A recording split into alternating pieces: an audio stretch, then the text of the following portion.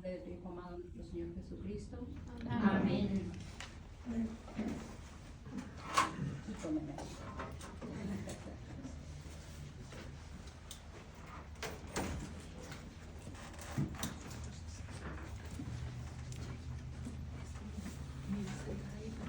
Buenas noches. ¿Cómo estamos? Bendecidos. Muy bien, bendecidos. Un poquito tristes por el fallecimiento de Pablo, pero bendecidos porque él ha sido y sigue siendo una bendición en nuestras vidas. Así que estamos agradecidos con Dios por sus dones que compartió con nosotros durante tanto tiempo y que ahora está pues entregándoselos al Señor directamente en su presencia. ¿De qué vamos a hablar hoy? Del ¿Verdad? Apocalipsis. Bien que se acuerdan, bien que se acuerdan.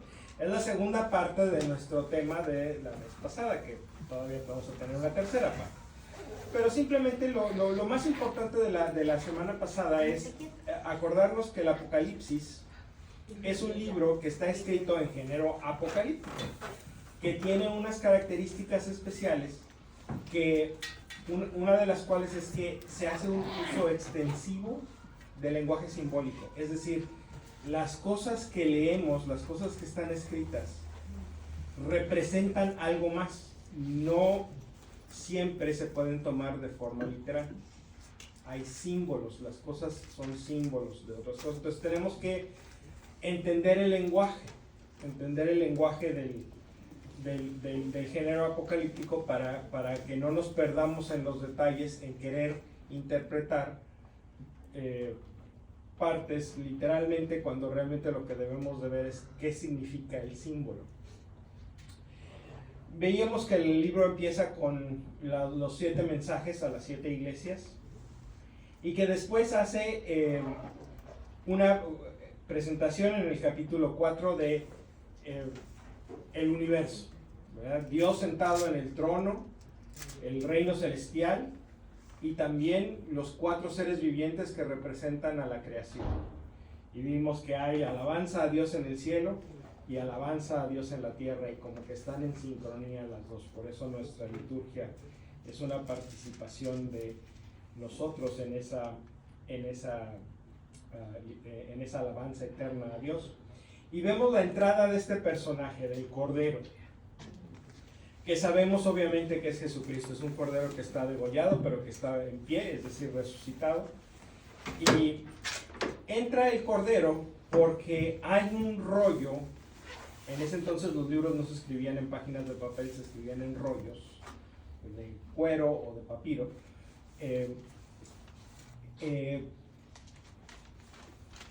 Y el rollo tenía 7 sellos alrededor, estaba sellado, tenía 7 sellos.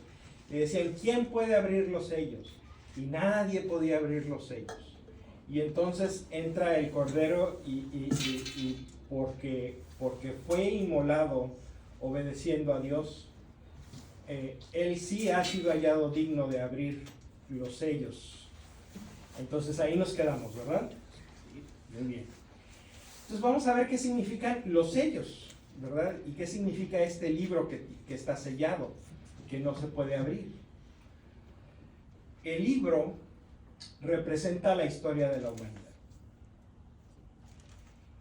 Y está sellado porque hay veces, o bueno, muchas veces, es difícil entender a profundidad lo que está pasando en nuestra historia, especialmente cuando la estamos viviendo, porque no sabemos qué consecuencias va a tener cada cosa, qué alcances va a llegar. Hay veces que suceden cosas sorprendentes y no sabemos quién las provocó, de dónde vienen. Y no sabemos hacia dónde apunta esta historia necesariamente. Y lo que dice el libro del Apocalipsis es que nadie fue encontrado digno de abrir los sellos, es decir, nadie tiene esa suficientemente amplia visión para decir la historia de la humanidad significa esto y lleva este rumbo. Pero el Cordero sí puede, porque el Cordero Jesucristo, está en sintonía con Dios. Y por lo tanto, Él sabe cuál es el propósito de Dios. Y el propósito de Dios es la clave para abrir los sellos de la historia de la humanidad. La historia de la humanidad está dirigida por el propósito de Dios. Entonces, el Cordero va abriendo los 7 sellos y cada uno de los sellos le sigue un evento portentoso. Por ejemplo, vamos a ver el primero. Estamos en el capítulo 6. Mientras estaba mirando, el Cordero abrió el primero de los 7 sellos y oía el primero de los 4 seres vivientes que gritaba con voz de trueno: ven. Apareció un caballo blanco, el que lo montaba tenía un arco, le dieron una corona y partió como vencedor para vencer. O sea, sucede algo, ¿verdad?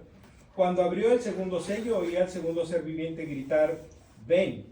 Salió entonces otro caballo de color rojo fuego, al que lo montaba se le ordenó que desterrara la paz de la tierra, y se le dio una gran espada para que los hombres se mataran unos a otros.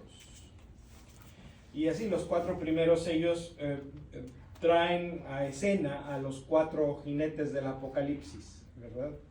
El que es el victorioso, el conquistador. El segundo es la guerra.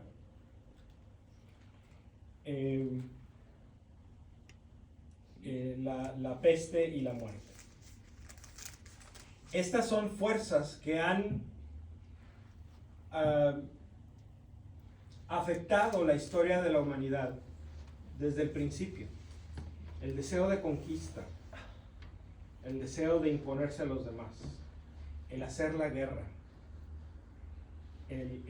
las enfermedades, la muerte y el hambre.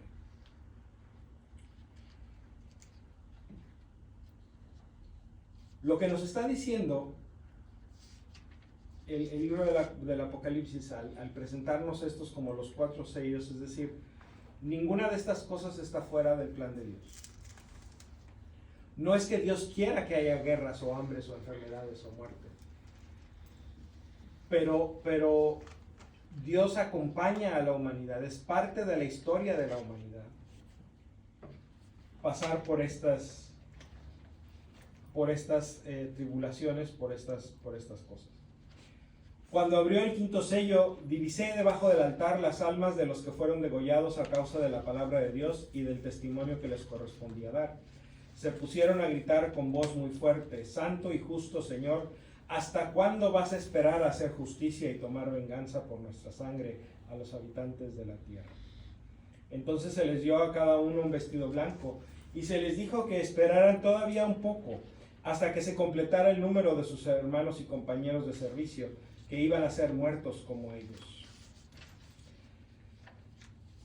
La injusticia que acaba con la vida de los inocentes también es parte de la historia de la humanidad, pero también es parte de lo que Dios tiene en cuenta en nuestra historia. También tiene un sentido para Dios. No se escapa de la visión de Dios. Y mi visión continuó. Cuando el Cordero abrió el 6º sello, se produjo un violento terremoto. El sol se puso negro como vestido de luto. La luna entera se tiñó como de sangre, y las estrellas del cielo cayeron a la tierra, como una higuera deja caer sus higos verdes al ser agitada por el huracán. El cielo se replegó como un pergamino que se enrolla, y no quedó cordillera o continente que no fueran arrancados de su lugar. Los reyes de la tierra, los ministros, los generales, los ricos, los poderosos, y toda la gente, tanto esclavos como hombres libres, se escondieron en las cavernas y entre las rocas de los cerros y decían: caigan sobre nosotros cerros y rocas y ocúltenos del que se sienta en el trono y de la cólera del Cordero, porque ha llegado el gran día de su enojo y ¿quién lo podrá aguantar? Suena bien impresionante, ¿no? Suena como que alguien está muy enojado. Pero vamos a leer el trasfondo. Con el quinto sello se presentan ante nosotros a las víctimas de las injusticias. Y con el sexto sello se nos presentan a los reyes, los ministros, los generales, los ricos, los poderosos, es decir, a los culpables de las injusticias de la tierra. Y hay una diferencia muy grande. Las víctimas dicen: ¿hasta cuándo, Señor? ¿Hasta cuándo nos vas a hacer justicia? Y los culpables dicen: ay, nanito, aquí este asunto ya valió, porque ha llegado el tiempo de la justicia y nosotros no somos justos. Ahora, esto no se refiere al futuro. El lenguaje del sol se oscurece, el cielo se repliega. ¿Les recuerda algún evento? El Viernes Santo. El Viernes Santo, exacto, la oscuridad. Ese día en la cruz, Dios da su juicio. No al final de los tiempos, ese nada más va a ser la publicación del juicio. El juicio de Dios está dado desde que Jesús está colgado en la cruz. Y el juicio es la humanidad vale esto. Tú vales esto. Así de mucho. Jesucristo colgado en una cruz, eso es lo que vale. Y eso es lo que te hace valer. No lo que tienes, no lo que puedes, no lo que haces. Lo que te hace valer es que Jesús dio su sangre por ti. Lo que te hace valer es que Dios te ha amado desde el principio y te hizo a su imagen y semejanza para que fueras en este mundo un testigo del amor y la justicia de Dios. Entonces, si en este mundo has sido víctima de injusticias y tú no has correspondido con tus propias injusticias, sino que has aguantado lo que te ha tocado, y al contrario, si has luchado es que has luchado por la justicia, entonces tú estás esperando que llegue el desenlace de la historia. Tú quieres que se acabe la telenovela porque sabes que tú vas a tener un final feliz. Pero si tú has sido injusto, si tú has sido un opresor, si tú has agredido a tus hermanos, aunque sea pasivamente, tú no quieres que llegue el final de la novela. Porque el final de la novela normalmente los villanos se mueren, ¿verdad? O acaban en la cárcel, o en el manicomio, o a los malos no les va bien. La historia de la humanidad no es diferente. O sea, nos gustan las novelas porque resuenan con nuestro corazón, nos parece que es algo que hace sentido. Y este pasaje del Apocalipsis es, efectivamente, Dios está del lado de las víctimas, de los pobres, de los que han sufrido. Bienaventurados los que lloran porque serán consolados. Bienaventurados los que trabajan por la paz porque se les llamará hijos de Dios. Ese es el juicio de Dios. Ahorita regresando, ¿cómo dijo usted que uno vale la sangre de Cristo? Uno vale Cristo crucificado. Ese es el que me da mi valor como ser humano. Esa es la medida de tu valor. El valor te lo da el que Dios te hizo a su imagen y semejanza. Pero si quieres saber exactamente cuánto vale eso, vale tanto como para que Cristo haya subido a la cruz para salvarte. Si dices, ¿cuánto vale el que yo sea imagen y semejanza de Dios? Vale $1,000. O vale $1,000,000. O vale $1,000,000,000. No, lo que vale el que tú seas imagen y semejanza de Dios es que Cristo por ti subió a la cruz a dar su vida. Así de mucho vale. Así de mucho vales. Así de mucho valemos todos. Ese es el juicio de Dios. El juicio de Dios es, ¿la humanidad vale la pena o no vale la pena? La respuesta de Dios es sí, sí vale la pena. A pesar de todo lo que ha pasado, a pesar de las guerras y de las hambres y de las enfermedades y de la muerte y de las injusticias que entre la humanidad misma nos hemos hecho unos a otros, el juicio de Dios es que a pesar de todo eso, la humanidad vale la pena. Esa es la clave de la historia. Y por eso es el Cordero el que puede abrir los sellos. Porque Él ejecutó el juicio de Dios.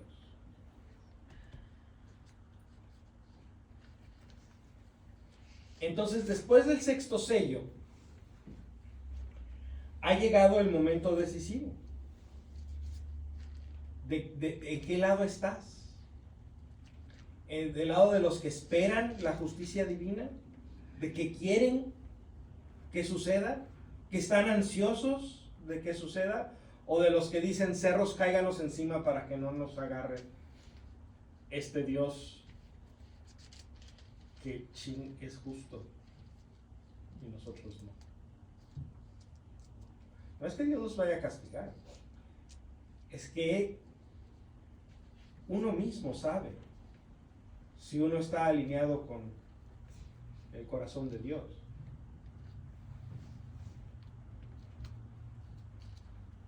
Piensen en esto, piensen en una persona que es alérgica al cacahuate. ¿Alguien es alérgico al cacahuate aquí? ¿No?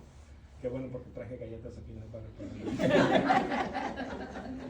Imagínense a alguien que es alérgico al cacahuate y que le da una mordida a una galleta de peanut butter.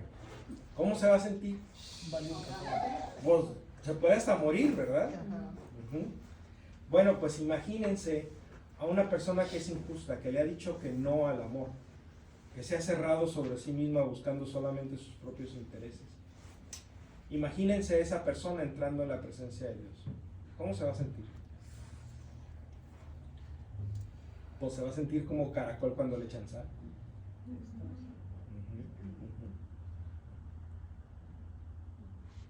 Entonces, no es que Dios vaya a tratar diferente a los justos que a los injustos, es que Dios representa algo muy diferente para los justos que para los injustos.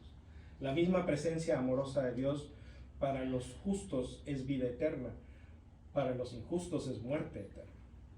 Pero eso no es algo que Dios haga de te voy a castigar a ti. No, es algo que uno mismo decide. ¿Qué quieres que sea Dios para ti? ¿Vida eterna o muerte eterna? It's up to you. Es decisión de cada uno de nosotros. Dios ofrece la salvación a todos.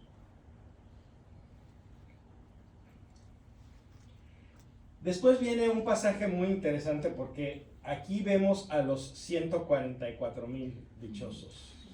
Estamos entrando al capítulo 100. Los famosos 144,000. Dice, después de esto vi 4 ángeles de pie en las 4 esquinas de la tierra. La tierra no tiene esquinas, la tierra es redonda.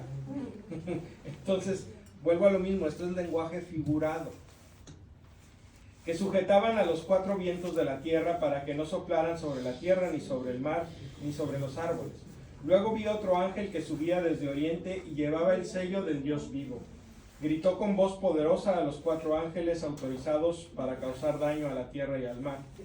No hagan daño a la tierra, ni al mar, ni a los árboles, hasta que marquemos con el sello la frente de los servidores de nuestro Dios.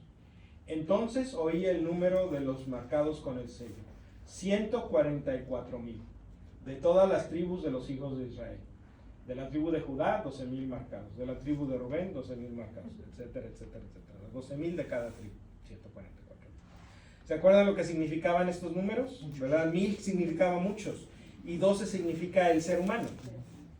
Entonces era 12 por 12 por 1000, de toda la humanidad.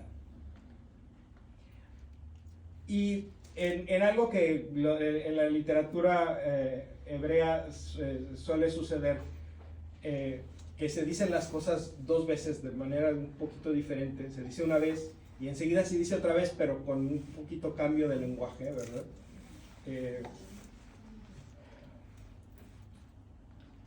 Bendeciré al Señor toda mi vida, cantaré para mi Dios mientras exista.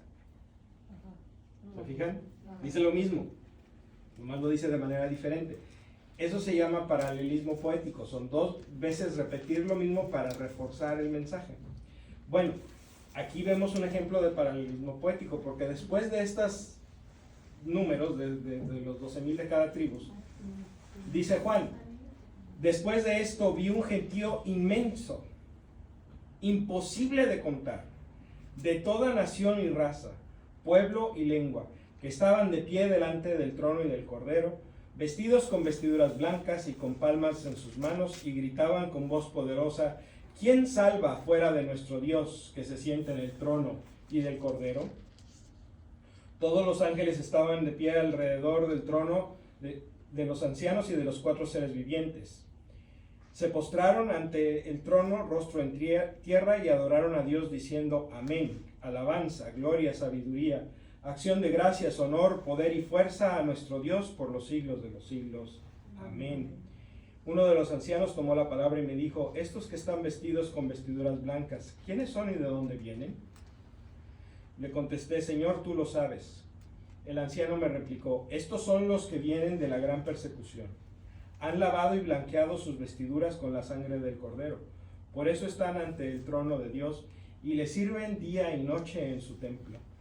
El que está sentado en el trono extenderá su tienda sobre ellos. Ya no sufrirán más hambre ni sed, ni se verán agobiados por el sol ni por viento abrasador alguno, porque el Cordero que está junto al trono será su pastor y los guiará a los manantiales de las aguas de la vida, y Dios enjugará las lágrimas de sus ojos. Estos son los que han recibido la salvación de Dios. ¿Y cuántos son?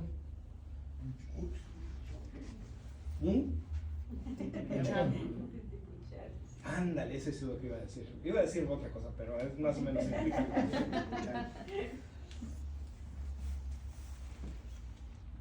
Entonces aquella pregunta que le hicieron a Jesús, Señor, ¿es cierto que son pocos los que se salvan? ¿Cuál es la respuesta? No, es una multitud imposible de contar, tan numerosa que no se puede contar. Este asunto de la salvación va a tener un éxito tremendo en la historia de la humanidad. Un montón de gente va a ser salvada. Ese es el mensaje que nos quiere dar Juan. La salvación no es algo que van a alcanzar unos pocos después de pasar por muchas penurias. No, la salvación es algo que va a alcanzar un montón de gente, simplemente por mantenerse fiel al plan de Dios. El plan de Dios que es, ámense los unos a los otros como yo los he amado. Así de fácil. Si haces eso, vivirás. Pero aún así le dice que se esfuerce. Jesús. Claro, es que eso cuesta trabajo. Es que eso cuesta trabajo. Yo en mi trabajo, y eso que ni los veo porque pues, estoy trabajando desde la casa, pero hay veces que me cuesta mucho trabajo amar a mis compañeros de trabajo como Cristo me amó a mí. O sea, la verdad es que hay veces que no se lo ganan tantito, o sea.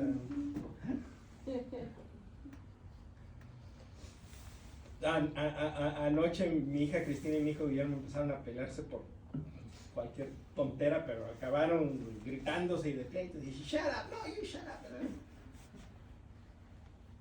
Y yo así, a ver, vamos con calma. Es que él me dijo que no sé qué, es que ella me dijo que no sé qué, y es que no sé qué, no sé qué tanto. Yo tenía ganas de darle un par de cachetadas a cada uno.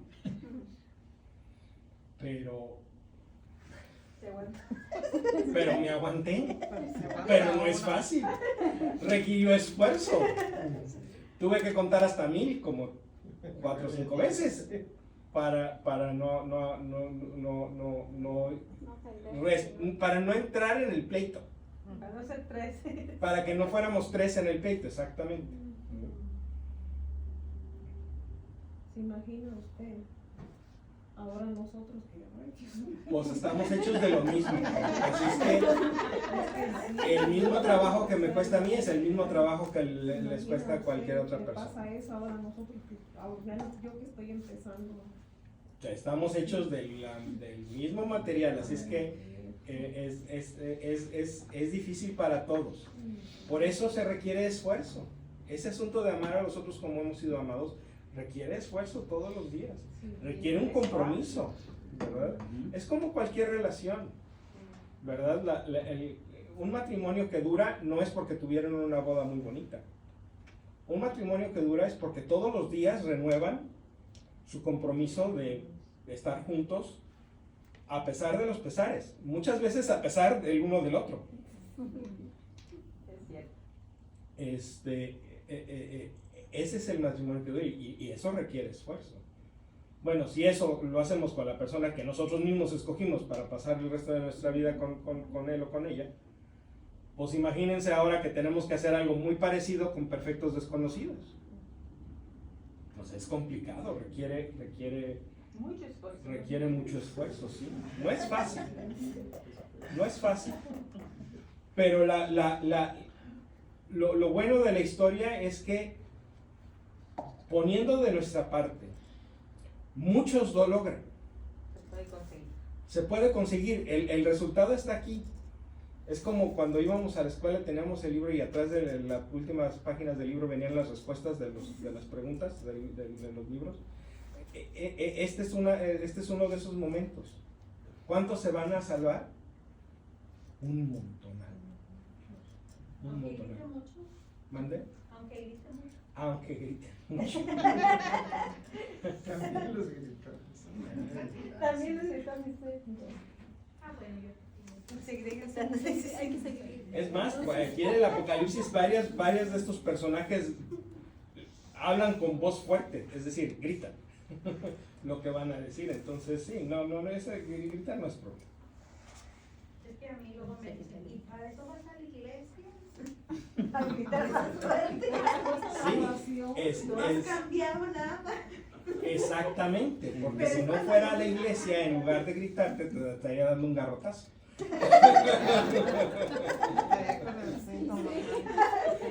Así es que dale gracias a Dios y a todos los santos a los que te encomiendas de que voy a la iglesia, porque si no, tu vida corre peligro.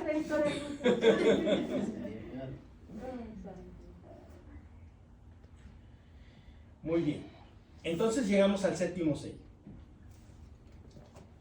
Cuando el Cordero abrió el séptimo sello, se produjo en el cielo un silencio como de media hora. Luego vi a los 7 ángeles que están de pie delante de Dios, se les entregaron 7 trompetas.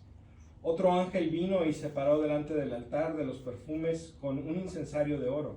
Se le dieron muchos perfumes, ojo, las oraciones de todos los santos, que iba a ofrecer en el altar de oro colocado delante del trono.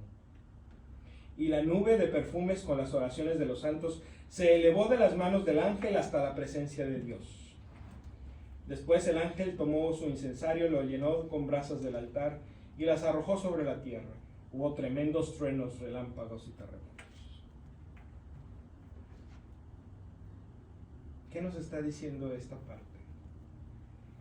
Nos está diciendo que todas nuestras oraciones, todas, aún las más insulsas y las más pequeñitas y las que hemos hecho con menos fe, todas las oraciones que hemos hecho llegan a la presencia de Dios y ninguna se pierde, ninguna se traspapela, todas llegan a la presencia de Dios y todas reciben una respuesta, porque después el ángel tomó su incensario y lo llenó con brasas del altar. Es decir, ya no va las oraciones ya no van hacia Dios. Ahora las brasas del altar vienen del altar hacia la tierra. Esta es la respuesta de Dios. Y las arrojó sobre la tierra. Hubo tremendos truenos, relámpagos y terremotos. Nuestras oraciones pueden causar cosas portentosas, porque Dios las escucha y las recibe. Siempre. Aunque no nos lo merezcamos. Y aunque nosotros pensemos que no nos escucha. Aunque pensemos que no nos escucha porque no nos cumple nuestros caprichos. Porque hay veces que nosotros queremos tronarle los dedos a Dios y decirle tienes que hacer lo que te estoy diciendo. Los pájaros no le tiran a las escopetas. Nosotros no le decimos a Dios lo que tiene que hacer. Dios nos dice a nosotros lo que tenemos que hacer. Entonces, nuestras oraciones no es que caigan en oídos sordos, es que Dios sabe lo que nos conviene más de donde estamos. Aún así, Dios quiere que nosotros le hablemos. Dios quiere que nosotros tengamos una relación con Él y nos comuniquemos. Pero eso no significa que la respuesta de Dios es sí como tú digas. La respuesta de Dios es sí, lo que mejor te convenga. Cuando mejor te convenga y de la manera que mejor te convenga. Pero eso va a suceder con la fuerza del trueno, del relámpago y del terremoto. Imparable. Porque es la voluntad de Dios. Es que seguirla. A seguirla. Pues esos son los 7 sellos. ¿Qué les parece? ¿Bien? ¿Bien? Bueno, pues apenas llegamos al momento de la encarnación. Apenas vamos en la venida de Jesucristo. O sea, todavía, para el autor y para nosotros, todavía estamos en el pasado. Y ya vamos en el capítulo 8, a mediados del capítulo 8. Entonces eso de que el Apocalipsis es acerca del fin del mundo, no es tan cierto. Sí habla sobre eso, pues vamos a llegar allá la próxima vez.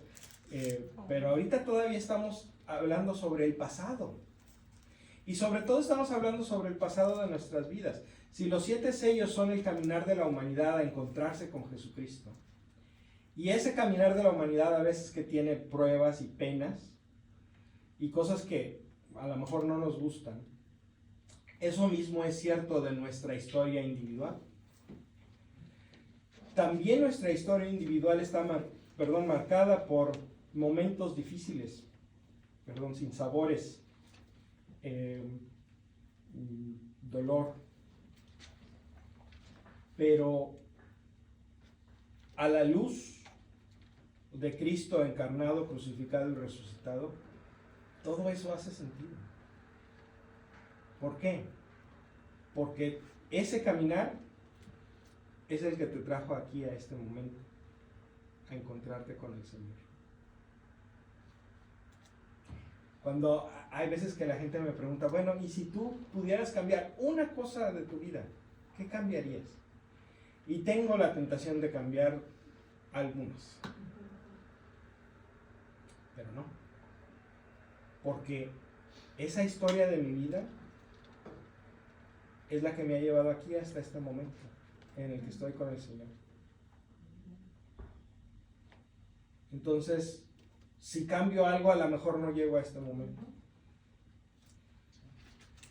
No vale la pena arriesgarme. Se enteraría todo. Porque en el pasado ya está en el pasado, o sea, ya qué, o sea, ya no me afecta. Sí, en el momento fue doloroso, ok, pero hoy estoy aquí. Entonces mejor no le muevo. Mejor no le Y a muevo. veces son las que nos mantienen más en la búsqueda de Jesús. Exactamente, a veces que esos momentos de dolor son los que nos abrieron los ojos a ver algo nuevo y diferente en nuestra relación con Dios. Acercarnos más a Él. Sí. O abrir nuestro corazón un poco más, porque hay veces que eso de abrir el corazón para amar a los demás, hay veces que duele. Hay veces que duele, ¿sí? No, a veces casi siempre sí, es cierto. Entonces, ¿cuántas veces estaba Dios usando ese dolor para abrir mi corazón? A lo mejor varias, a lo mejor todas. ¿Cómo saber? Mejor no averiguar. Mejor dejo que sea Jesucristo el que abra los sellos de mi vida, como abrió los sellos de la historia de la humanidad. Y aquí estamos. Aquí estamos.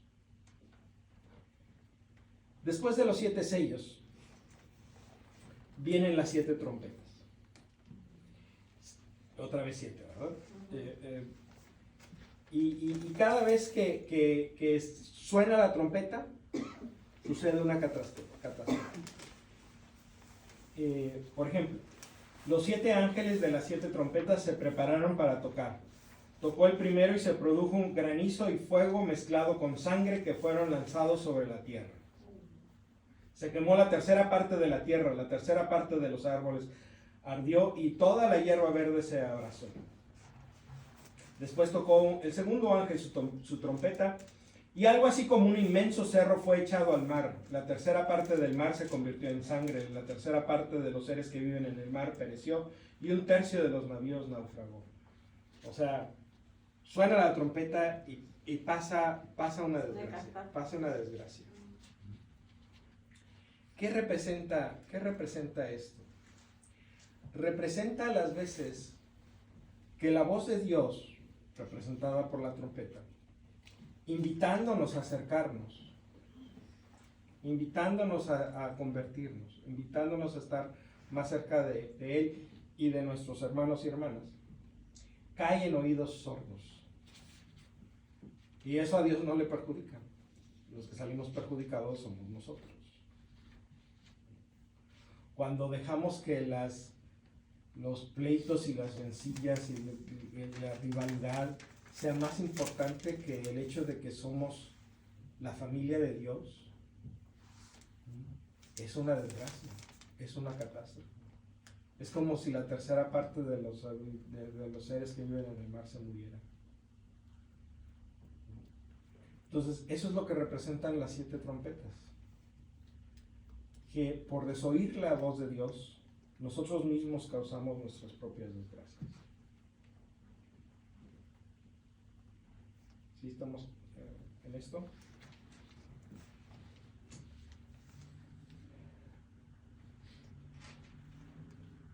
¿O no? ¿Sí?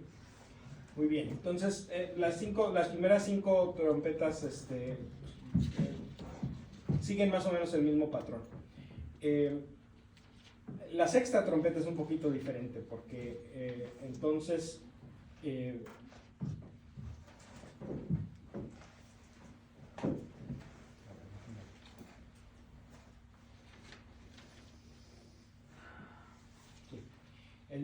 dice, tocó el sexto ángel su trompeta, entonces oí una voz que salía de las 4 esquinas del altar de oro que está delante de Dios.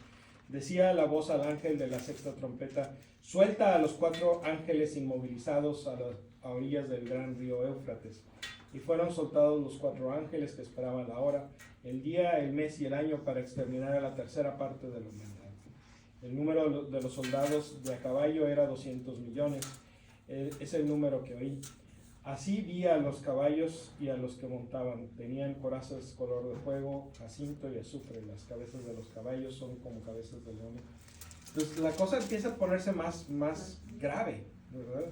Cada vez que Dios nos invita a la conversión y que nosotros no desoímos, empiezan a suceder cosas más terribles. Por eso es que Dios insiste, porque si nosotros seguimos sin oír, vamos a acabar en una desgracia personal. Entonces aparecen estos 2 testigos que son muy famosos. Dice, después me entregaron una vara para medir, estamos en el capítulo 11. Después me entregaron una vara para medir diciéndome, vete, mide el templo de Dios y el altar y haz el censo de los que vienen a adorar. No midas el patio exterior, no lo tomes en cuenta, pues ha sido entregado a los paganos, quienes pisotearán la ciudad santa durante 42 meses. ¿Cuántos son 42 meses?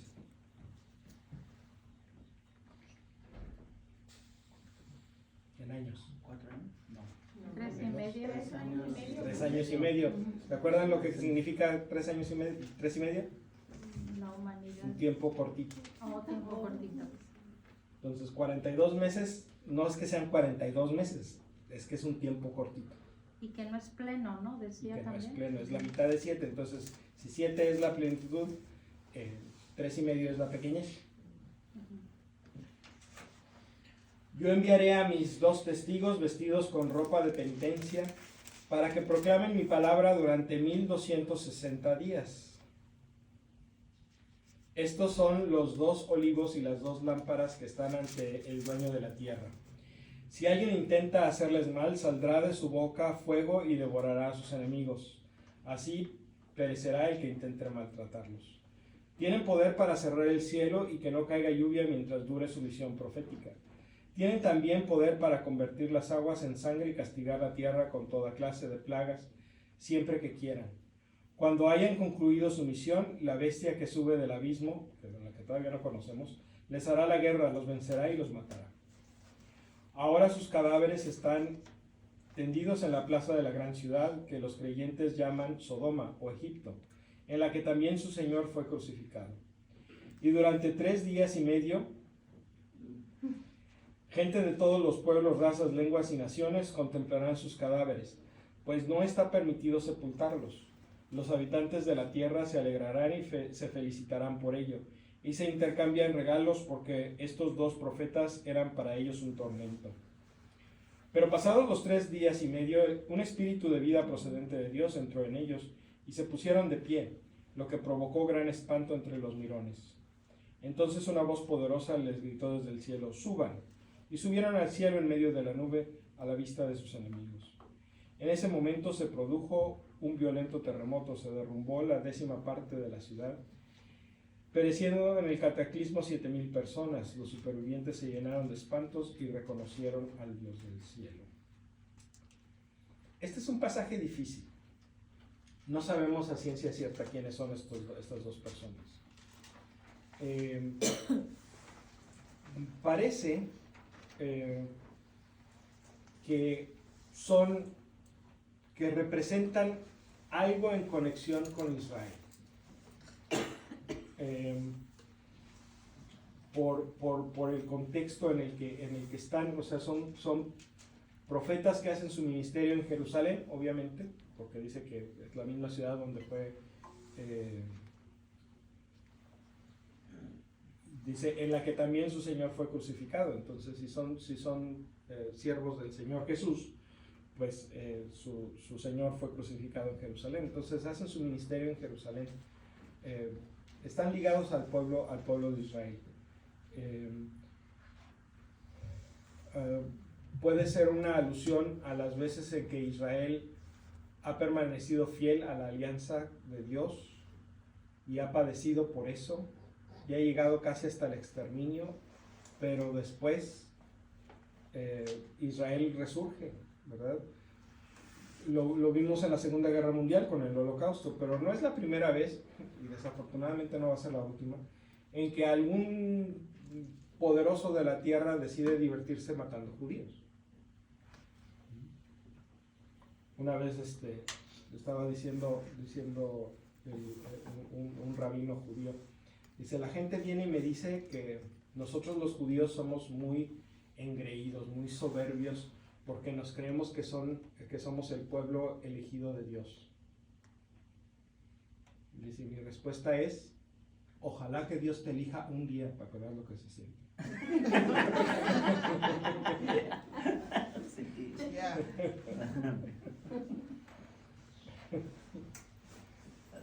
Entonces lo más probable es que tenga algo que ver con el pueblo de Israel.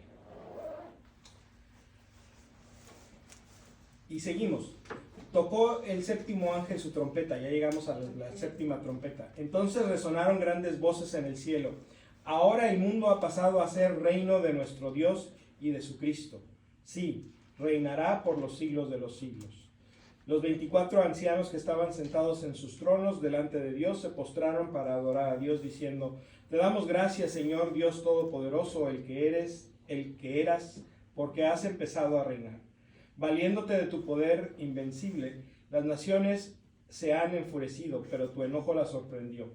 Ha llegado el momento de juzgar a los muertos, de premiar a tus siervos los profetas, a tus santos y a cuantos honran tu nombre, ya sean grandes o pequeños, y de destruir a los que destruyen la tierra.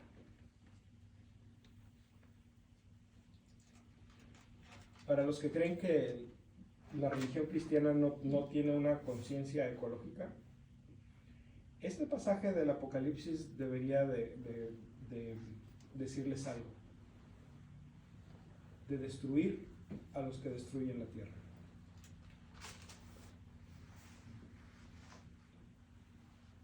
Es un pecado grave el atentar, el descuidar nuestra casa común. Y eso no quiero que se interprete como que vamos a salir de aquí, vamos a ir todos a abrazar árboles, ¿verdad? No, lo que debemos de hacer es usar los recursos que Dios nos da bien y responsablemente. Desperdiciar menos, tratar de contaminar menos, tratar de buscar opciones que cuiden más a nuestra hermana madre tierra.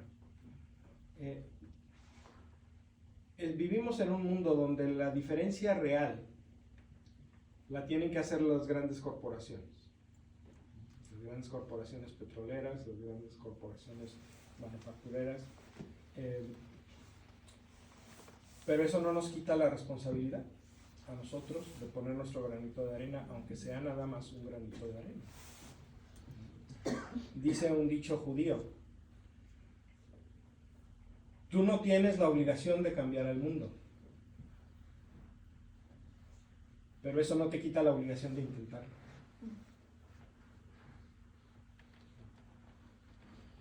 Sabemos que nuestros esfuerzos a lo mejor no van a resultar en un impacto que realmente signifique algo para la posteridad. No necesariamente vamos a cambiar el mundo, pero de todas maneras somos responsables de intentarlo, como si de veras pudiéramos. ¿Vamos bien? Ok. Vamos a las partes más sabrosas del libro del Apocalipsis. Estamos en el capítulo 12. Apareció en el cielo una señal grandiosa. Una mujer vestida del sol con la luna bajo sus pies y una corona de 12 estrellas sobre su cabeza. Está embarazada y grita de dolor, porque le ha llegado la hora de dar a luz. Apareció también otra señal, un enorme dragón rojo con 7 cabezas. ¿Cuántas? 7. 7 y 10 cuernos. En las cabezas 7 coronas. Y con su cola barre la tercera parte de las estrellas del cielo, precipitándolas sobre la tierra. El dragón se detuvo delante de la mujer que iba a dar a luz para devorar a su hijo en cuanto naciera. Y la mujer dio a luz un hijo varón, que ha de gobernar a todas las naciones con vara de hierro. Pero su hijo fue arrebatado y llevado ante Dios y su trono, mientras la mujer huyó al desierto, donde tiene un lugar que Dios le ha preparado. Allí la alimentarán durante 1260 días. Entonces se desató una batalla en el cielo. Miguel y sus ángeles combatieron contra el dragón. Lucharon el dragón y sus ángeles, pero no pudieron vencer, y ya no hubo lugar para ellos en el cielo. El dragón grande, la antigua serpiente, conocida como el demonio o Satanás, fue expulsado. El seductor del mundo entero fue arrojado a la tierra y sus ángeles con él. Oí entonces una fuerte voz en el cielo que decía: por fin ha llegado la salvación, el poder y el reinado de nuestro Dios, y la soberanía de su ungido. Pues echaron al acusador de nuestros hermanos, el que los acusaba día y noche ante nuestro Dios. Ellos lo vencieron con la sangre del Cordero, con su palabra y con su testimonio. Pues hablaron sin tener miedo a la muerte. Por eso, alégrense cielos y los que habitan en ellos. Pero ay de la tierra y del mar, porque el diablo ha bajado a donde ustedes, y grande es su furor al saber que le queda poco tiempo. Tremendo, ¿verdad? ¿Cuándo estamos? ¿En qué momento estamos? ¿En qué momento de la historia estamos? En el nacimiento del Mesías. Exactamente, estamos viendo cómo se ve desde el otro lado, desde el cielo, el nacimiento de Jesús. Desde este lado se ve como que nació un chiquillo en un establo y lo pusieron en donde beben los animales. Eso es lo que se ve desde aquí. Pero desde el cielo están estas dos figuras enormes, la mujer y el dragón.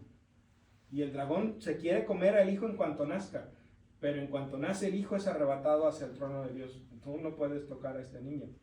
Entonces el dragón quiere atacar a la mujer y tampoco puede atacar a la mujer. La mujer se fue al lugar donde Dios la va a cuidar. ¿Ven la diferencia? Lo que aquí puede significar nada, desde el punto de vista de la vista de Dios, es un evento que es impresionante. Y obviamente que el diablo está furioso, porque sabe que este niño va a venir a acabar con su reino. Sabía quién era ese. Sí, o sea, él sabe, el diablo no es tonto. Dice, cuando el dragón vio que había sido arrojado a la tierra, se puso a perseguir a la mujer que había dado luz al varón. Pero se le dieron a la mujer las 2 alas del águila grande, para que volara al desierto, a su lugar. Allí será mantenida lejos del dragón por un tiempo, 2 tiempos y la mitad de un tiempo. ¿Cuántos tiempos fueron? 3 tiempos y medio, por un tiempo breve. Entonces la serpiente vomitó de su boca como un río de agua detrás de la mujer para que la arrastrara. Pero la tierra vino en ayuda de la mujer. Abrió la tierra su boca y se tragó el río que el dragón había vomitado. Entonces el dragón se enfureció contra la mujer y se fue a hacer la guerra al resto de sus hijos, es decir, a los que observan los mandamientos de Dios y guardan el mensaje de Jesús. Y se quedó a las orillas del mar.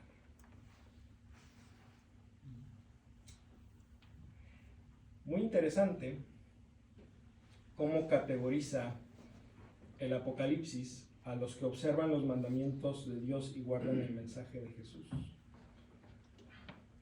¿Quiénes son? Son hijos de esta mujer, que obviamente es María.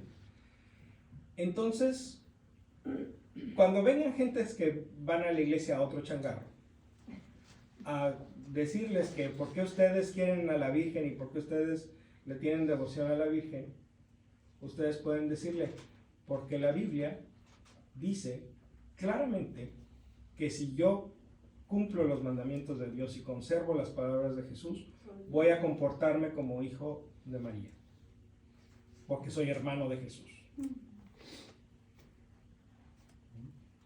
Entonces, que no les doren la píldora. Muchas Biblias de ellos no tienen eso. Todas las Biblias tienen ese pasaje. Sí.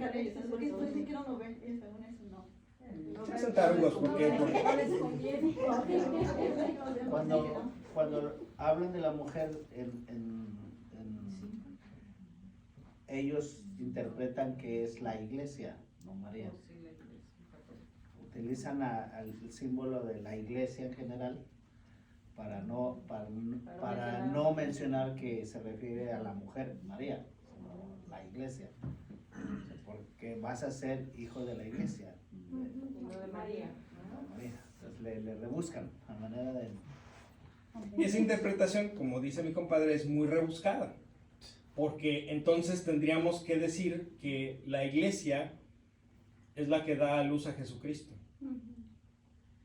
pero la iglesia la inició Jesucristo después de que nació, no antes de que nació. Entonces está muy complicado pensar que es... Ahora, ciertamente que hay una transformación, ¿verdad? María recibe alas, o la mujer recibe alas, entonces sí hay una cierta transformación de la mujer del principio, que claramente es María, con la mujer al final, que es la madre de todos los creyentes, y que por lo tanto sí también representa a la iglesia, pero hay una continuidad, es la misma mujer.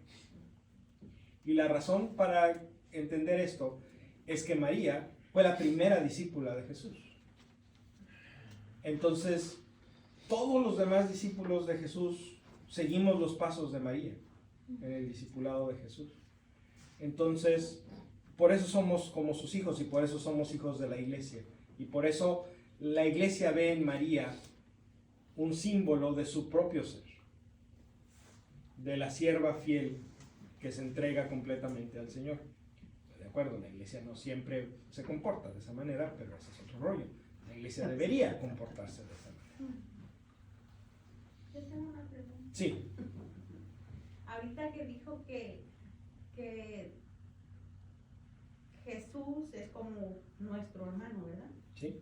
Hoy en la mañana la niña me preguntaba, ahorita está dormida, no va a escuchar, pero hoy en la mañana me dijo que ella tenía una pregunta, que si Jesús, Cristo y Dios son la misma persona.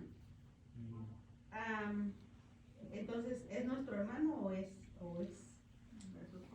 Es una muy buena pregunta. Lo que pasa es que, aunque somos creados a imagen y semejanza de Dios, Dios es mucho más de lo que somos nosotros. Nosotros creemos que hay un solo Dios, un solo ser que es Dios. Pero ese ser subsiste, es decir, tiene su sustento como ser en tres personas distintas, el Padre, el Hijo y el Espíritu Santo, de manera que el Padre no es el Hijo no es el Espíritu Santo no es el Padre, pero los tres son un solo Dios. No es que sean nada más iguales, sino que son el mismo Dios. Nosotros no tenemos algo con qué comparar esta idea, porque nosotros somos un ser y una persona, pero con Dios es un ser en tres personas. Entonces Jesús, el Hijo de Dios, al encarnarse como Hijo de María, se hizo uno como nosotros, semejante a nosotros en todo menos en el pecado. Unió de manera perfecta la naturaleza divina con la naturaleza humana, sin que se cambiaran. Es decir, la naturaleza divina siguió siendo naturaleza divina, la naturaleza humana siguió siendo naturaleza humana, pero Jesús tiene ambas 100% juntas, perfectamente unidas, no revueltas, juntas. Entonces, en cuanto a su divinidad, Jesús es Dios, Dios verdadero de Dios verdadero. En cuanto a su humanidad, Jesús es nuestro hermano. Es algo mucho más de lo que la niña puede digerir a esta edad, pero la respuesta es sí. Dios es nuestro Padre, Jesús es nuestro hermano. Y el Espíritu Santo vive dentro de nosotros para guiarnos, porque es el Espíritu del Padre y de Jesús. ¿Vamos bien? Ok. La siguiente escena que todo mundo conocemos. Vamos bien. Entonces vi una bestia que sube del mar. Tiene 7 cabezas y 10 cuernos. ¿Cuántas cabezas? 7. ¿Y cuántos cuernos? 10. O sea, ¿se parece a quién? Se parece al dragón, exactamente. Con 10 coronas en los cuernos y en las cabezas un título que ofende a Dios. Y la bestia que vi se parecía a un leopardo, aunque sus patas eran como las de un oso y su boca como la de un león. El dragón le entregó su poder y su trono con un imperio inmenso. Una de sus cabezas parecía herida de muerte, pero su llaga mortal se curó. Entonces toda la tierra se maravilló siguiendo a la bestia. Se postraron ante el dragón que había entregado el poderío a la bestia, y se postraron también ante la bestia diciendo: ¿quién hay como la bestia? ¿Quién puede competir con ella? Se le concedió hablar en un tono altanero que desafiaba a Dios, y se le concedió ejercer su poder durante 42 meses. ¿Cuántos son 42 meses? 3 años y medio, entonces un poquito tiempo. Abrió pues su boca para insultar a Dios, insultar su nombre y su santuario, es decir, a los que habitan en el cielo. Y se le concedió hacer la guerra a los santos y vencerlos. Se le concedió autoridad sobre toda raza, pueblo, lengua y nación, y la van a adorar todos los habitantes de la tierra. Todos aquellos cuyos nombres no están inscritos desde la creación del mundo en el libro de la vida del Cordero degollado. El que tenga oídos para oír, que oiga. El que está destinado a la cárcel irá. El que está destinado a morir a espada morirá. Esta es la hora de la perseverancia y de la fe para los santos. ¿Quién es esta bestia? Bueno, Anticristo. lo hemos llamado anticristo, no en ningún lado del texto se le da ese nombre. Anticristo aparece en otras partes de la Biblia. Hay veces refiriéndose más a una actitud que a un individuo. Anticristo quiere decir contra Cristo. Entonces, cualquiera que se pone contra Cristo es un anticristo. Obviamente, esta bestia, sea quien sea, se pone en contra de Cristo, entonces sí, es un anticristo. No necesariamente el anticristo. No hay suficiente evidencia bíblica para afirmar con seguridad que hay un anticristo diferente de los demás. Cualquier persona que se pone en contra de Cristo es anticristo. Pero va a haber alguien que sea el anticristo. Como el jefe de los... No hay suficiente evidencia bíblica para pensar que eso necesariamente tenga que ser así. Puede ser que sí, pero no hay manera de con la Biblia afirmar que así va a suceder. Cuando se habla en la Biblia acerca de Satanás, no necesariamente significa que Satanás es el anticristo. Aunque No. está en contra de Cristo, no sería como el jefe de los... Sí, de los malos. pero precisamente por eso dice aquí que el dragón le entregó a la bestia todo su poder, ¿verdad? O sea, si el dragón, sí, es el principal jefe de los que están en contra de Cristo, pero el dragón hace a la bestia el jefe. Satanás no entregaría su poder. A menos de que estuvieran realmente coludidos. Satanás es muy mañoso.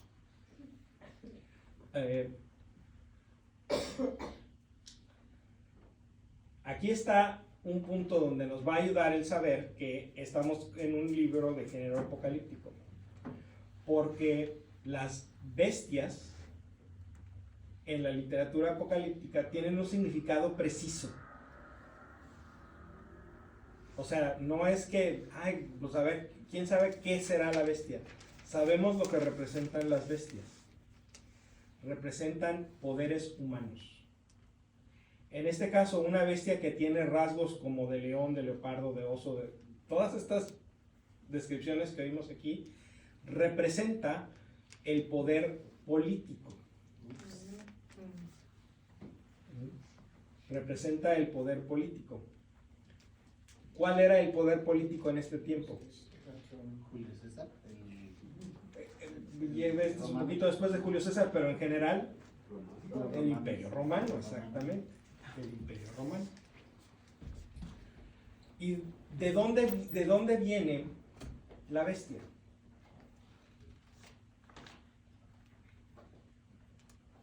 Entonces vi a una bestia que sube del mar.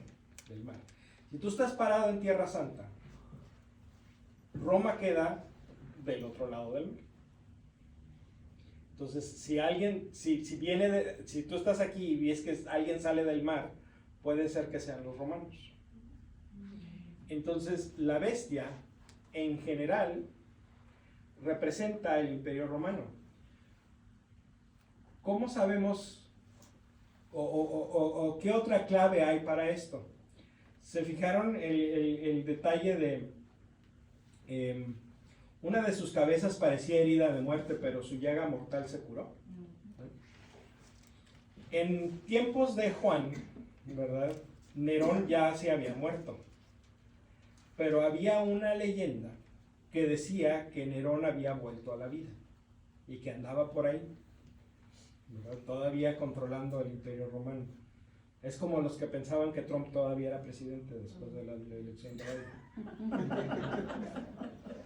Sí, la estupidez no es exclusiva del siglo XXI, o sea, ha habido estúpidos toda la historia.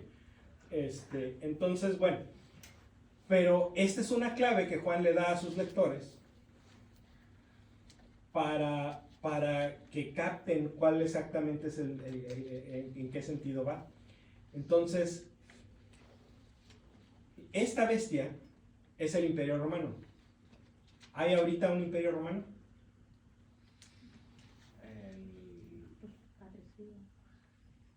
¿Dónde está el Imperio Romano? ¿El capitalismo? El capitalismo. Sí, pero este es un poder político. Ah, O sea, ¿el Imperio Romano existe? ¿Tenemos un emperador del Imperio Romano hoy? No, no hay. Entonces, esto todavía no es el futuro, esto todavía es el pasado. ¿Ok?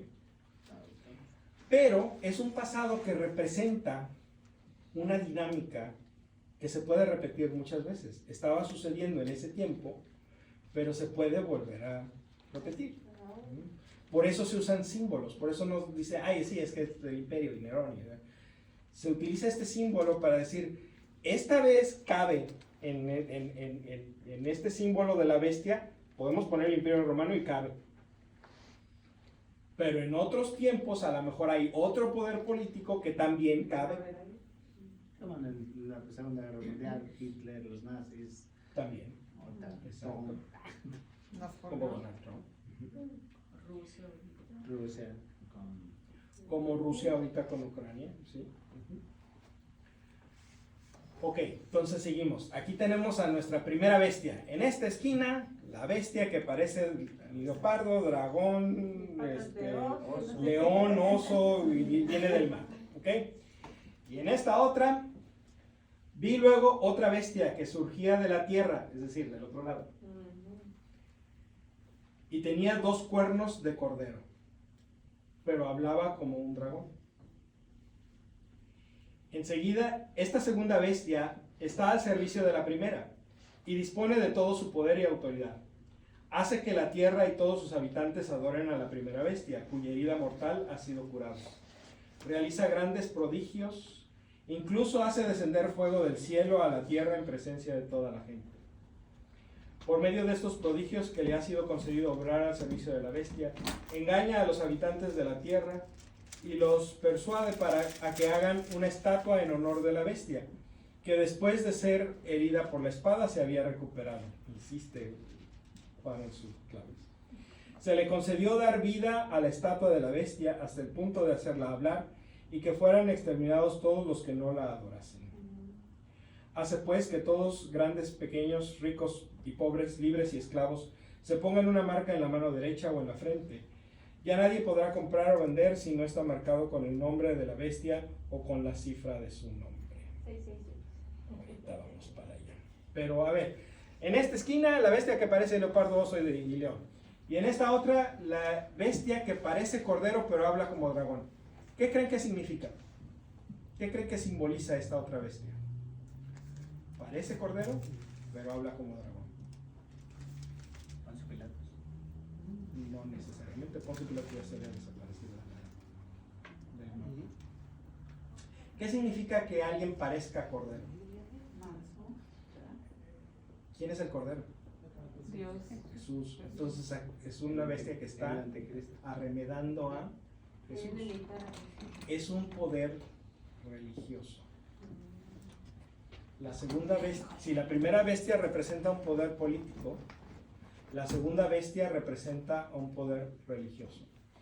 Viene del otro lado, es decir, no viene de donde queda Roma, viene del este, del oriente, donde se originan un montón de religiones paganas, pero que estaban de moda, ¿verdad? Así como se ponen de moda las cosas ahora, sí también se ponían de moda en ese entonces. Estaban de moda las religiones orientales. Pero las religiones orientales, para poder sobrevivir en el Imperio Romano, se habían puesto al servicio de Roma, ¿verdad? Y decían que sí, el emperador era divino y había que adorarlo. Entonces, Juan está hablando sobre el poder político que ofende a Dios porque es injusto, y sobre el poder religioso cuando se prostituye lo suficiente para estar al servicio del poder político. No es la única vez que sucede. Por ejemplo, ya estábamos hablando hace rato de que a esta bestia también le queda el saco de Donald Trump, ¿verdad? Todas las iglesias y todos los pastores que empezaron a decir, no, es que Trump es el enviado de Dios, es exactamente la misma dinámica. Y no nada más pasó en el Imperio Romano y con Donald Trump, esto ha pasado toda la historia. Siempre ha habido un poder político injusto y un poder religioso que está al servicio del poder político. Y muchas veces hemos sido nosotros.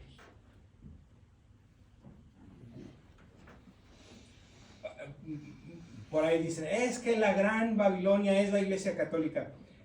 A la Iglesia Católica no le queda ese saco, pero algunas veces en nuestra historia nos ha quedado el saco de la segunda bestia.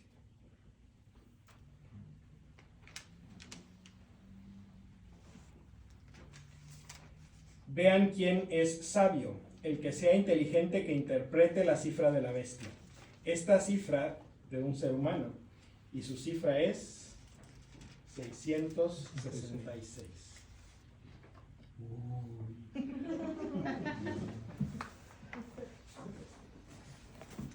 Ahí andaban las mamás cuando salió la película de la profecía buscándoles la cabeza a sus niños a ver si no tenían el lunar. Era la marca de la bestia.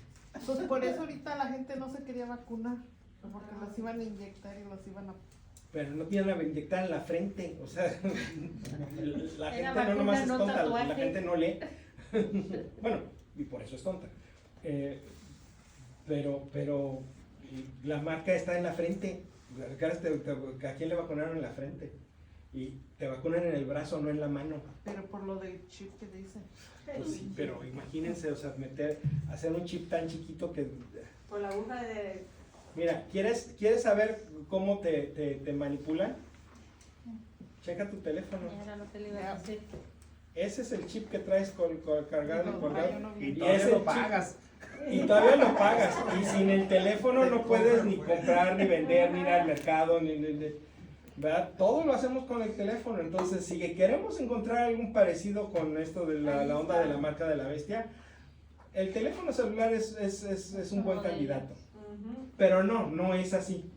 Esto significa otra cosa. Para eso necesitamos el pizarrón. Porque vamos a escribir el nombre de nuestro buen amigo, el emperador Nerón. Pero lo vamos a escribir en hebreo. En hebreo, el alfabeto hebreo no tiene vocales, entonces nada más tiene las consonantes. Y el hebreo se escribe no de izquierda a derecha, como el español y el inglés se escribe de derecha a izquierda. Entonces, el nombre de Nerón se escribe así.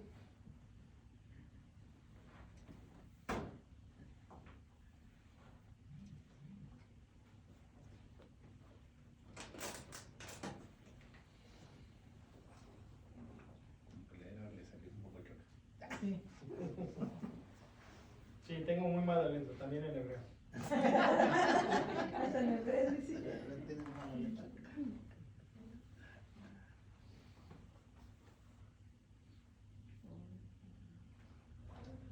Ahí se escribe el nombre de Nerón en hebreo, sin vocales. Para no leer palitos y bolitas.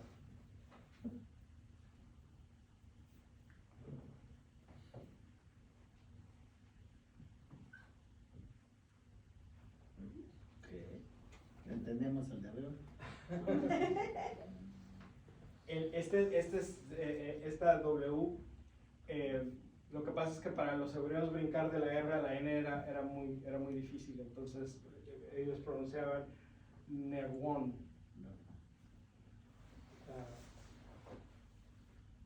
Kaiser,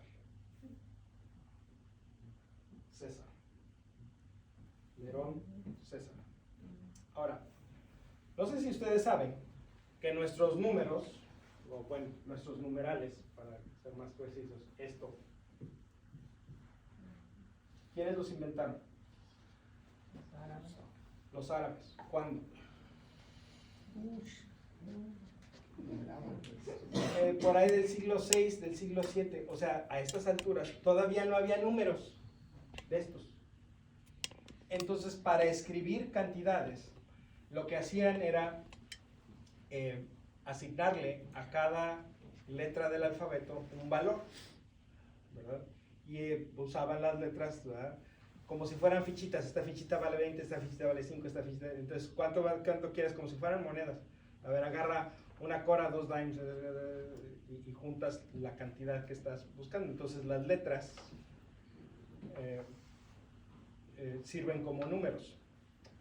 Ahora, había un juego muy popular en ese entonces que se llama Gematría, no nada que ver con nuestra hermana Gema. Se llamaba Gematría, que era escribir tu nombre y ver cuánto vale cada letra de tu nombre y calcular tu número. Como ahora la numerología que lo llaman. Exacto. Entonces ahí les va. La N valía 50. La R valía 200. La W valía 6. La N otro 50. La N. La Q valía 100. La S valía 60. Y la R ya habíamos dicho vale 200. Súmenle. 2, 3, 4, 10, 666. 6, 10, 666.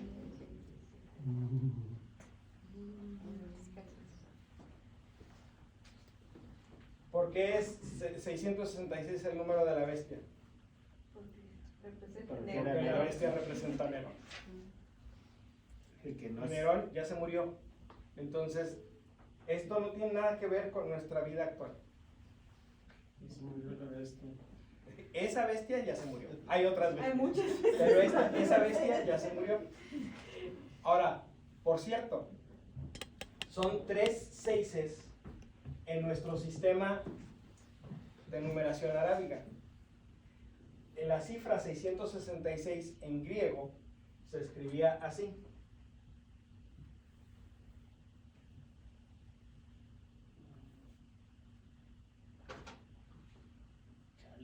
La letra G, la letra Xi y la letra Sigma. Nada que ver. Nada que ver. Eso de que son 600 porque son 3 seises es un insulto a la Trinidad. Eso es algo que le hemos puesto después. Nada que ver. Esto es un juego para dar el mensaje en clave. ¿Por qué está en clave? Porque el juego funciona con letras hebreas en un libro escrito en griego. Entonces, los que nada más sabían griego no van a captar ¿De qué están de qué están hablando. Solamente los que sabían hablar hebreo y escribir hebreo y hacer gematría en hebreo podían llegar a esta conclusión. Por eso dice que solo los que lo estudian lo saben. Exacto. Vean quién es sabio, el que sea inteligente que interprete la cifra de la bestia. Es la cifra de un ser humano y su cifra es 666. O sea, Gi, Xi, Sigma. Para pronunciarlo no lo pronunciaban así, sí pronunciaban Hexacosai, Hexaconta, Ex, que sí suena como a 666, pero no teníamos una manera de representar eso por escrito hasta que llegaron los árabes y nos resolvieron el problema del sistema posicional. Entonces, híjole, lo siento por los que estaban listos para armar la película de terror de la bestia, porque pues no hay tal. Todo esto ya pasó. ¿Que a lo mejor puede volver a pasar? Sí, a lo mejor. De hecho, seguramente ha pasado muchas veces. O sea, ¿cuántas veces ha habido un poder político aliado con un poder religioso para fastidiar a la gente? Muchas. La humanidad, en un cierto sentido, a eso nos dedicamos. A fastidiar a los A demás. fastidiar a los demás. Y los poderes políticos tienen poder y los poderes religiosos tienen poder precisamente porque son buenos para fastidiar a los demás. ¿Cómo funcionaba la literatura apocalíptica? Normalmente es en 3 tiempos, ¿no? Antes, durante y después. Pero al mismo tiempo. pero al mismo tiempo. Ujú. So, esto pasó, Pero Juan lo está viendo como si pero estuviera Juan pasando. está viendo cómo se está pasando. Y va a pasar Porque a lo mejor Porque- este mismo patrón se porque repite. aún lo sigue viendo. Ujú. So, cuando viene una profecía, por así decirlo, necesariamente, como lo acabas de decir, significa que esto ya pasó, pero puede volver a pasar. Pero puede volver a pasar, porque es un símbolo que representa un patrón en la historia y no un acontecimiento específico. ¿Sí? Por ejemplo, cuando veíamos en el capítulo 4 y 5 al que está sentado en el trono y al Cordero y a los 24 ancianos y a los 4 seres vivientes, todos rendirle culto a Dios y al Cordero, no es algo que haya pasado una vez, es algo que pasa constantemente, ¿verdad? Entonces, igualmente este asunto de las bestias no es algo que necesariamente haya pasado solamente una vez con Nerón y con las religiones orientales. Es un patrón, ¿verdad? Como los patrones para costura, ¿verdad? ¿Para qué sirven los patrones? Pues para poder repetir la misma prenda muchas veces, ¿no? Entonces, un patrón de la historia es como una plantilla que se puede volver a repetir muchas veces en la historia. Entonces, cada vez que vemos un poder político opresor y a un poder religioso aliado con el poder político, estamos viendo esto mismo. Estamos viendo esto mismo. Okay. Muy bien. Nos continuará la próxima semana. No es cierto, la próxima semana no, dentro de 15 días, porque la próxima semana, si vienen al grupo, pues van a estar muy solitos, porque no. Pero vamos a venir a la misa. A la misa en la mañana, sí, la misa de Thanksgiving es a las 9 de la mañana, el jueves a las 9 de la mañana. Traigan su Todos pan. invitados. Sí. Traigan su pan y su vino que van a servir esa noche para que el Padre lo bendiga. El turquino. El turqui no, porque está hecho. Sí, no, cosas que no sean perecederas. Y si gustan, el miércoles, ya que estamos en los comerciales, el miércoles, o sea, un día antes de Thanksgiving, va a ser el servicio interreligioso en la iglesia de los mormones, pero la que está en Newbury Park, es el 45 South Wendy Drive, por si quieren apuntar. ¿A qué hora? A las 7 de la noche. Va a empezar la musiquita como a las 6:45, entonces, y se suele llenar, entonces lleguen temprano. ¿Qué va a haber qué, perdón? Un servicio interreligioso de muchas religiones para darle gracias a Dios por el Día de Acción de Gracias. Lo que pasa es que como generalmente todo el mundo está ocupado el jueves, lo hacemos el miércoles.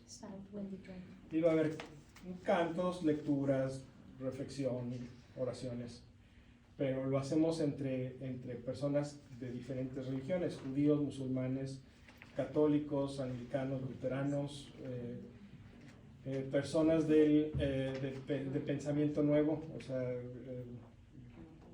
lo que antes se llamaba Christian Science, o sea, ciencia cristiana. ¿Usted va a representar católico? Yo voy a representar a la Iglesia Católica y esta vez me pidieron que le hiciera una lectura del Nuevo Testamento. Entonces vamos a leer algo del Nuevo Testamento. Va a haber una lectura del Antiguo Testamento, del Nuevo Testamento, del Corán, del Libro de Mormón, y normalmente hay uno de la ciencia de la mente, que es el libro de estos movimientos del pensamiento nuevo. Entonces, es algo muy padre, porque podemos experimentar que las diferentes religiones no tenemos por qué estar de pleito, no tenemos por qué pelearnos unos con otros. ¿Es en inglés? Es en inglés, sí. Pero al final del servicio hay pie.